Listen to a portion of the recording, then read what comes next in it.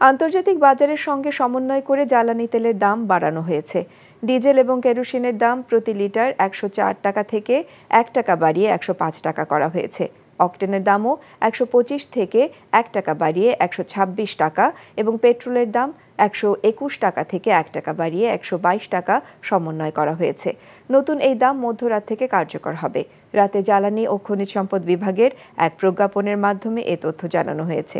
প্রজ্ঞাপনে বলা হয়, বিশ্ববাজারে জ্বালানি তেলের মূল্য হ্রাস বা বৃদ্ধির সঙ্গে সামঞ্জস্য রেখে ফেব্রুয়ারি মাসের জন্য তুলনামূলক সাশ্রয়ী মূল্যে এই দাম সমন্বয় করা হলো। জানুয়ারি মাসে ডিজেল ও কেরোসিনের দাম প্রতি লিটার ১০৫ টাকা থেকে ১ টাকা কমিয়ে ১০৪ টাকা করা হয়েছিল। তবে অকটেন ও পেট্রোলের দাম সে সময় অপরিবর্তিত ছিল।